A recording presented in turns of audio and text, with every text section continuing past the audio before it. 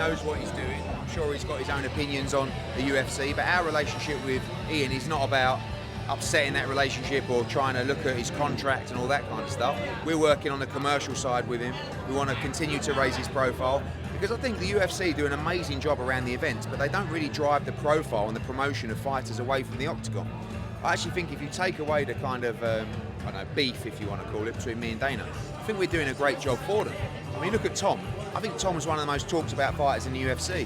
The job we can do with Ian, he's getting mobbed now. Like, they're not having a press conference in Ireland. We're paying for it for him. So, yeah, I think he's got massive, massive potential. He has a massive fight coming up against Islam in August. If he wins, and I believe he will, probably becomes the biggest star in the UFC. And with that personality, I think we can do a lot. So, you know, I really like the guy, and I think he's got this whole country behind him, which of course is important as well. Any danger he could kind of get caught in the crosshairs between you and Dana? Not really, because there's really no, you know, he knows what he's doing. He's got his fight locked in. He's not unhappy. He's looking to, you know, continue that legacy in the UFC. You know, I think boxing's one that he wants to do in the future, but for us it's really on the profile side, the marketing side, the promotional side, just to give him that extra layer to his team. And is there an update on the situation with Tom and his next fight? Returning to the UFC? We've reached out to the UFC to let them know that Tom's back in training. We're ready to start talks for the game fight. You know, again, a massive fight. Well, I think, I mean, look at Ian against Islam and Tom against Gain, probably the two biggest fights in the UFC that can get made right now. So, you know, he's back, he's hungry, he's got a spring in his step, he's enjoying life, and, you know, he's making a lot of money outside of the octagon. I think we've done 4 or 5 big deals for him now, and, you know, he's very happy with the situation.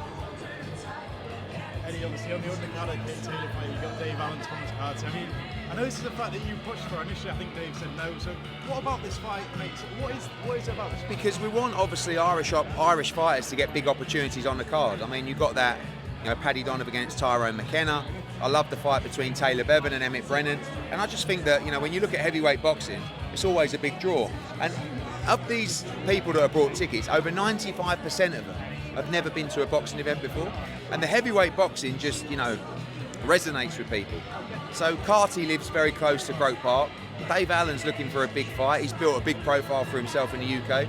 So I like the fight. You know, Molly McCann, Adam Alanium, Paul Ryan against Paddy Gallagher, Borland against Joe McGrail. Like, it's a really big night of boxing, and, you know, it's important for me that we build a night of entertainment, but it's really important that we build a night of entertainment in the ring as well, and I think this card will do it well. Obviously coming off Boots versus Ians, and like I say, you got a couple of Queensberry fights on this card. Does that show the power of the zone and the promoters? Yeah, I mean, it's quite amazing that we're giving 2 Queensberry fighters an opportunity on this card. But, you know, I think the stars of the future, particularly Adam, and obviously we just had Taylor Bevan boxed on their card in Southampton, so that partnership's working well, and the fighters are benefit from it. Obviously, speaking of Boots versus Ians, what sort of route would you want to go with? So obviously, there's a lot of options. I mean, is there any update on Virgil Ortiz and Golden Boy, or what sort of route is perfect? Look, I love the Virgil Ortiz fight. I've seen people saying, oh, you know, I was surprised that, you know, we're not going to fight again till November, December, right? So I was surprised that Virgil will go straight into that. I'm glad he will, by the way. But also, things have changed slightly in the respect of we are now the champion. Now, I'm not trying to be difficult, but that's not even about our percentage of what we should be getting in that fight. That's more about the other belts. So Boots now has a plan to become undisputed in the division. You've got Josh Kelly fights July 25th, but you've also got Sebastian Fundora, which is a massive fight. So, you know, we're going to sit down with Boots. He's going to call the shots. He wants to fight Virgil Ortiz. I want to make that fight. The Zone want to make that fight. So, you know, but everyone's like, it's just on me to make the offer.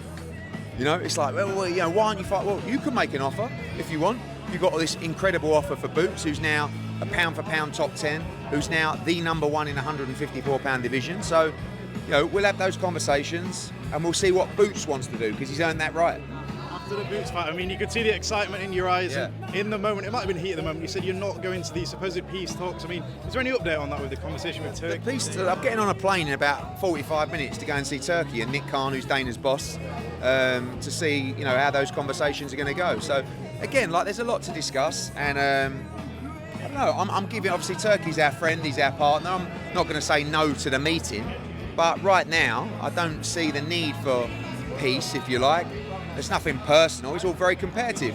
I'm being driven at the moment to work as hard as I can and produce the best schedule for the Zone. So in that respect, I don't think we should necessarily want peace. I think the fight fans are enjoying it, And Dana's probably enjoying it. He likes a good scrap and a bit of competition. Apparently I'm not competition, but I've got a funny feeling I will be. Suppose, obviously, both fighters signed their own contract, Fury and AJ. I mean, Fury keeps on talking about breaking news, shocking news, and obviously keeps on talking about being ranked number 1 with the WBC. Could he walk away and fight Ajit Cabello, or does the contract stop that? Oh, no.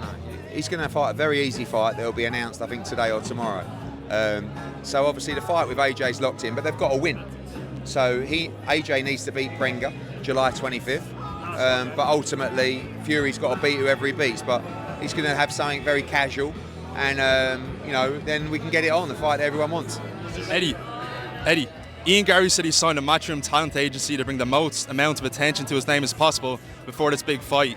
What is Matchroom's plan to make his world title fight as big as possible, specifically in Ireland? Well, I mean, to do what we do best, which is to drive the profile of fighters, to raise the publicity around and the platforms that they're represented on as well. And I think that we've done that today. I mean, it's not rocket science to bring him to Ireland for a presser. UFC don't do it, which is baffling, but it's just they've got a lot on their plate. So we're doing that. We're driving the fight. We're driving the profile for Ian Garry.